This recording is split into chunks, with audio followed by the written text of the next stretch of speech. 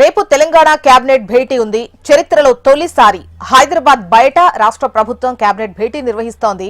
మేడారంలో సాయంత్రం 5 గంటలకు సీఎం రేవంత్ ఆధ్వర్యంలో మంత్రివర్గ సమావేశానికి నిర్ణయం తీసుకుంది ప్రభుత్వం. ఇక మేడారం అభివృద్ధికి శాశ్వత ప్రణాళికపై ఈ సమావేశంలో చర్చించనున్నట్టుగా సమాచారం.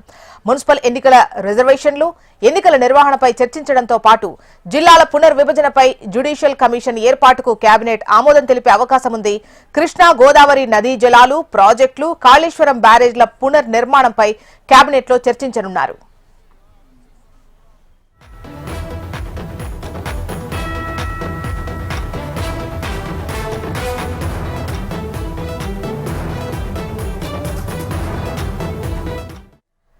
రేపు తెలంగాణ కేబినెట్ సమావేశం జరగనుంది. అయితే చరిత్రలో తొలిసారిగా హైదరాబాద్ బయట రాష్ట్ర ప్రభుత్వం కేబినెట్ భేటీ నిర్వహించబోతోంది.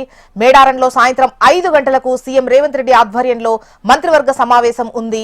ఇక మేడారం అభివృద్ధికి శాశ్వత ప్రణాళికపై ఈ సమావేశంలో ముఖ్యంగా చర్చించబోతున్నట్టుగా సమాచారం. డీటెయిల్స్ మనకు రీజనల్ కోఆర్డినేటర్ అశోక్ అందిస్తారు. అశోక్, చెప్పండి, మేడారం అభివృద్ధితో పాటు ఇంకా ఏ అంశాలు ఈ కేబినెట్ భేటీలో చర్చించి ఆమోదం తెలిపేటువంటి అవకాశాలున్నాయి?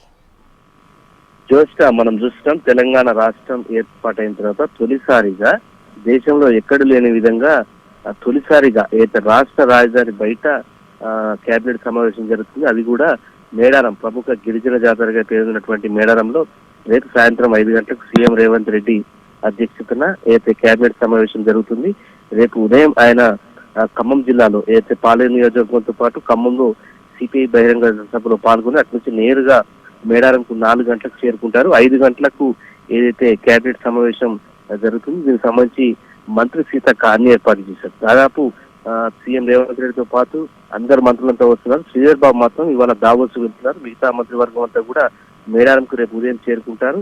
అయితే దాదాపు అన్ని శాఖలకు సంబంధించినటువంటి ప్రిన్సిపల్ సెక్రటరీ కావచ్చు, మిగతా అధికారులు కావచ్చు, దాదాపు 300 మంది అధికారులు మేడారంకు వస్తున్నారు. మేడారంలో జరిగేటువంటి కేబినెట్ సమావేశానికి సంబంధించి కూడా వాళ్ళు పాల్గొంటున్నారు. సో మొత్తంగా చూస్తున్నాం, మేడారంలో జరిగేటువంటి కేబినెట్ సమావేశం సంబంధించి మేడారం మహాజాతరకు సంబంధించినటువంటి ఏర్పాట్లు కావచ్చు, అలాగే మేడారంలో శాశ్వత ప్రాతిపదికన చేసేటువంటి అభివృద్ధికి సంబంధించి మాస్టర్ ప్లాన్, అలాగే మున్సిపల్ ఎన్నికల రిజర్వేషన్, ఎన్నికల నిర్వహణతో పాటు జిల్లాల పునర్విభజనపై కూడా జ్యుడిషియల్ కమిషన్ ఏర్పాటు చేసేందుకు కూడా కేబినెట్ లో నిర్ణయం తీసుకోబోతున్నారు. అలాగే కృష్ణా గోదావరి నదీ జలాలకు సంబంధించి ప్రాజెక్టు, కాళేశ్వరం, ఇతర అంశాలకు సంబంధించిన ఆ ప్రాజెక్టుల విషయంలో కూడా కేబినెట్ లో నిర్ణయం తీసుకోబోతున్నారు. సో ఏది ఏమైనప్పటికీ కూడా చరిత్రలోనే తొలిసారిగా తెలంగాణ రాష్ట్రం ఏర్పాటు జరిగిన తర్వాత ఒక అన్నలకు, అంటే నక్సలైట్లకు ఒకప్పుడు కేంద్రంగా ఉన్నటువంటి ప్రాంతంలో, అది కూడా ఆదివాసీ ప్రాంతంలో కేబినెట్ సమావేశం జరగడం కూడా ఒక సంచలనంగా చెప్పుకోవచ్చు. సో దీనికి సంబంధించి అటు పోలీసులు కావచ్చు, అధికారులు కావచ్చు, అన్ని ఏర్పాటు అయితే